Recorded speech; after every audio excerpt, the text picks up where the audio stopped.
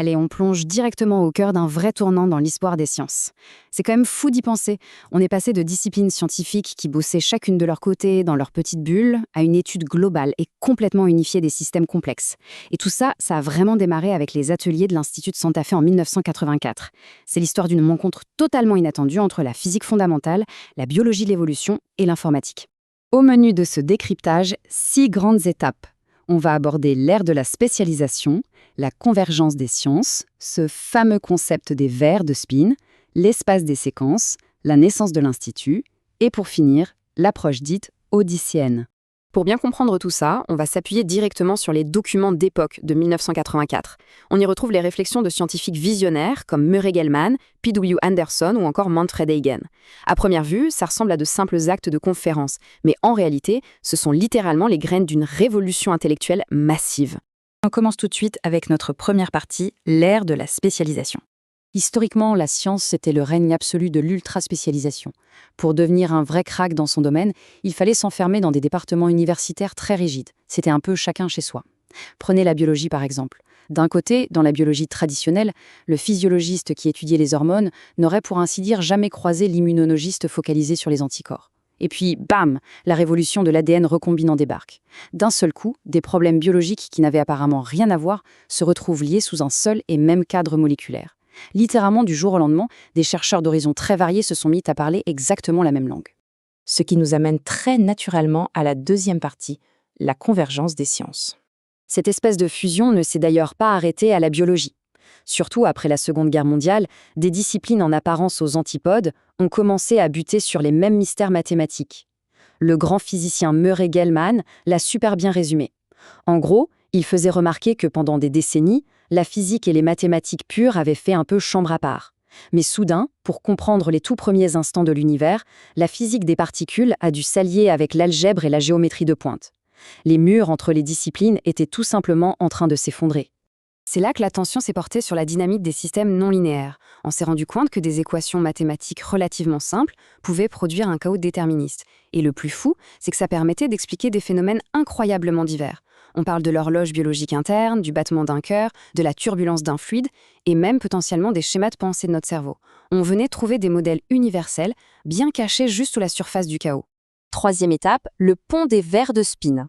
Pour vraiment capter cette convergence, il faut se pencher sur le travail de P.W. Anderson. Il étudia des alliages magnétiques assez bizarres qu'on appelle des vers de spin. À la base, ce sont des métaux sans utilité technique évidente. Mais Anderson a mis le doigt sur un concept génial, la frustration. En gros, dans ces alliages, les atomes ont des objectifs magnétiques conflictuels. C'est physiquement impossible de satisfaire toutes leurs interactions en même temps. Le système doit donc s'adapter et trouver un compromis parmi des milliers de configurations. C'est exactement comme essayer de placer des membres d'une famille qui se détestent à la même table de mariage. Aucune solution n'est parfaite, on ne fait que bricoler des compromis plus ou moins stables. Et c'est là que ça devient complètement dingue. Cette petite bizarrerie magnétique a offert un modèle mathématique absolument parfait pour des tas d'autres domaines. Elle s'applique au fameux problème du voyageur de commerce en informatique, au paysage adaptatif de l'évolution biologique et sert même de base pour modéliser la mémoire associative dans le cerveau humain. C'est incroyable, non? Une seule équation sur des métaux magnétiques a réussi à créer un pont entre l'informatique théorique, l'évolution du vivant et les neurosciences. Quatrième partie, naviguer dans l'espace des séquences. Un autre pont conceptuel vraiment fascinant a été imaginé par le biochimiste Manfred Eigen. Il a voulu visualiser l'évolution des molécules, non pas comme le simple fruit du hasard, mais comme un véritable espace physique en plusieurs dimensions. Et là, attention, 10 puissance 130. C'est le nombre de variations possibles pour une simple petite protéine composée de 100 acides aminés. C'est un chiffre astronomique qui dépasse largement le nombre total d'atomes dans tout notre univers. Alors la vraie question, c'est comment la nature fait-elle pour trouver la séquence parfaite sans se perdre éternellement dans cet espace infini? La réponse est brillante. Eigen a montré que la nature navigue dans cet immense espace en escaladant les sommets d'un paysage de survie.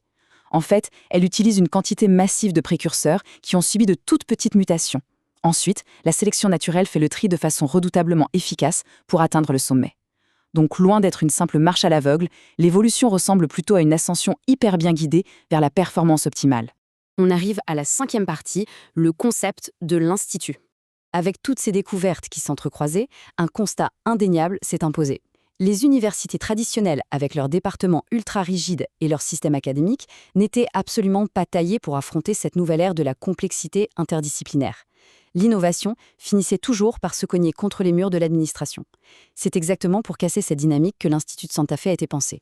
L'idée forte, 0 département. Fini les silos. On se concentre à 100% sur des réseaux de chercheurs invités, très flexibles, au lieu de s'encombrer d'un corps professoral statique qui gère des cours de premier cycle. C'était une remise en question complète du fonctionnement académique. Pour lancer la machine, la stratégie de l'Institut passait par la création de réseaux de recherche. Concrètement, l'approche était simple.